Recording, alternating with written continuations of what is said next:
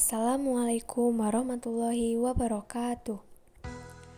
Kami dari kelompok 4 yang beranggotakan Nadia Islami Ikramullah, Naila Fathia Rahma, Rafidah Umarisa Karlina Siwi, Siti Haninda Rahmadini, dan Yumna Jauzaul Haya akan mempresentasikan materi yang telah diberikan, yaitu Sistem Hukum di Indonesia. 1. Pengertian sistem hukum.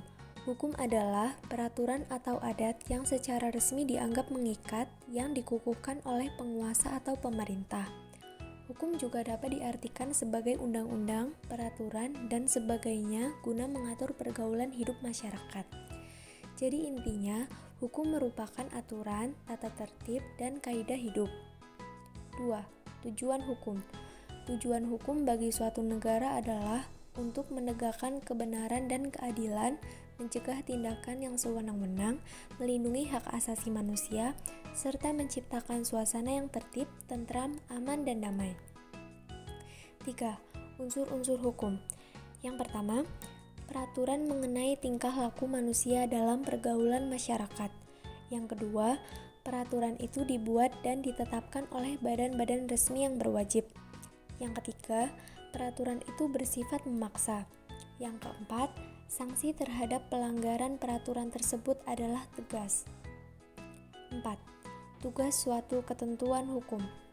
Yang pertama, menjamin kepastian hukum bagi setiap orang di dalam masyarakat. Yang kedua, menjamin ketertiban, ketentraman, kedamaian, keadilan, kemakmuran, kebahagiaan, dan kebenaran. Yang ketiga, menjaga jangan sampai terjadi perbuatan main hakim sendiri dalam pergaulan masyarakat. 5. Tata hukum di Indonesia. Tata hukum Indonesia merupakan keseluruhan peraturan hukum yang diciptakan oleh negara dan berlaku bagi seluruh masyarakat Indonesia yang berpedoman pada Undang-Undang Dasar Negara Republik Indonesia tahun 1945. Pelaksanaan tata hukum tersebut dapat dipaksakan oleh alat-alat negara yang diberi kekuasaan. Tata hukum Indonesia ditetapkan oleh masyarakat hukum Indonesia seperti yang tertera pada kalimat "Kami bangsa Indonesia dengan ini menyatakan kemerdekaan Indonesia". Pada pembukaan Undang-Undang Dasar 1945 ini mengandung arti 1. Menjadikan Indonesia sebagai negara yang merdeka dan berdaulat. Dan yang kedua, pada saat itu juga menetapkan tata hukum Indonesia. Di dalam undang-undang itu telah tercantum tata hukum Indonesia. 6. Karakteristik hukum. 1. Adanya perintah dan larangan, yaitu perintah adalah hal yang wajib dilakukan, sedangkan larangan adalah hal yang dilarang dalam sebuah peraturan. 2. Perintah dan larangan harus dipatuhi, yaitu hukum berlaku bagi semua orang tanpa memandang status sosial bahkan derajat seseorang. 3. Adanya sanksi, yaitu sanksi atau hukuman bagi yang melanggar peraturan hukum. 7. Penggolongan hukum. Penggolongan hukum dibagi menjadi 3, yaitu berdasarkan bentuk, berdasarkan sumber, dan berdasarkan waktu berlaku. Pertama, hukum berdasarkan bentuk dibagi menjadi 2, yaitu hukum tertulis dan hukum tidak tertulis. Hukum tertulis dibagi menjadi 2, yaitu kodifikasikan dan tidak dikodifikasikan. Dikodifikasikan adalah disusun menjadi kitab perundang-undangan. Contohnya KUH Pidana, KUH Perdata, dan KUH Dagang. Sedangkan tidak dikodifikasikan adalah tidak disusun secara sistematis. Contohnya adalah peraturan pemerintah dan keputusan presiden. Selanjutnya adalah hukum tidak tertulis, yaitu hukum yang tidak dibentuk secara formal tetapi lahir, tumbuh, serta dipatuhi dan diyakini masyarakat. Contohnya hukum adat. Kedua, hukum berdasarkan sumber. Ini dibagi menjadi 4, yaitu hukum undang-undang, hukum kebiasaan, hukum traktat, dan hukum jurisprudensi. Hukum undang-undang adalah hukum yang tercantum dalam peraturan perundang-undangan.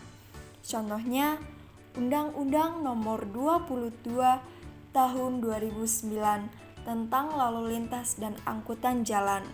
Lalu, hukum kebiasaan adalah hukum yang terletak dalam aturan-aturan kebiasaan. Contohnya, pada suku Minang ditemukan yang namanya Sumbang Dua Baleh, yaitu peraturan yang berisi tata krama yang harus dipatuhi. Selanjutnya, hukum traktat, yaitu hukum yang terbentuk dalam perjanjian-perjanjian internasional. Contohnya, Perjanjian Kerjasama Ekonomi Komprehensif Indonesia Korea Selatan pada tahun 2019. Yang terakhir adalah hukum jurisprudensi, yaitu hukum yang terbentuk karena putusan hakim terdahulu. Contohnya, putusan hakim tentang penyelesaian perkara perceraian. Ketiga, hukum berdasarkan waktu berlaku. Hukum ini terbagi menjadi dua, yaitu ius constitutum dan ius constituendum. Ius constitutum adalah hukum positif, yaitu hukum yang berlaku pada masa kini di suatu wilayah tertentu. Contohnya adalah UUD NRI 1945 yang mengalami perubahan selama 4 kali.